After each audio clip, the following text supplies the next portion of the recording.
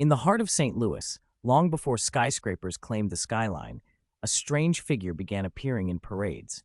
Robed in white, face hidden behind an elaborate mask, surrounded by a procession that marched like a royal court. He was called the Veiled Prophet, an anonymous ruler for a night who seemed to step out of legend and into the streets of a modern American city. But behind this theatrical display was an organization shrouded in secrecy, one that blended ritual, power, and influence under the cover of civic celebration. The story begins in 1878, when St. Louis was growing rapidly and tensions were rising just as quickly. Economic unrest, labor violence, and political uncertainty haunted the city. And somewhere in the midst of it all, a group of elite businessmen quietly formed a private society, a society that claimed it wanted to unite the city, but cloaked its true motivations behind pageantry and myth. They created the Veiled Prophet Organization, named after a poem by Thomas More about a mysterious, masked ruler who controlled his kingdom with hidden authority. Each year, the Veiled Prophet would emerge during a lavish parade and ball, choosing a Queen of Love and Beauty, a symbolic gesture meant to celebrate the city's elite families. But the prophet's identity was always concealed. Behind the mask stood a man of power, one selected from the city's privileged circles, someone whose decisions reached far beyond festival lights and into the foundations of St. Louis society. To the public, it was entertainment, a majestic spectacle. But to those who looked closer, there were whispers of closed-door meetings, private alliances, and business decisions shaped by a network that hid behind ritual and tradition.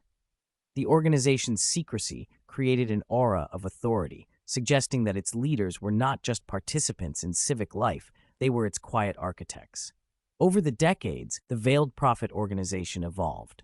The parades grew grander, the balls became legendary, yet the secrecy remained. Only members knew the selection process. Only members knew the true decisions made within the society's inner circle. Outsiders only saw the mask, the robe, and the performance, but never the man beneath. The mystique gave rise to rumors. Was the organization a simple civic club, or was it a vessel for preserving influence? Was it a harmless tradition, or a symbol of something more complex? An attempt to maintain social order through ritual and exclusivity. Historians discovered disturbing threads woven through its past, connections that reflected the racial and class divides of the era. Protesters emerged, challenging the organization's hidden power and the message carried by its masked figure. Yet, despite controversy and shifting cultural tides, the Veiled Prophet organization endured. Some say it changed with the times. Others say it simply learned how to hide in plain sight. The mask still appears at parades, the roles still chosen in secrecy, and the identity of each year's prophet remains guarded until the moment of reveal, if it is revealed at all. Today, the Veiled Prophet Society stands as one of the most unusual secretive organizations in America, a strange blend of celebration and obscurity, tradition and influence, myth and power.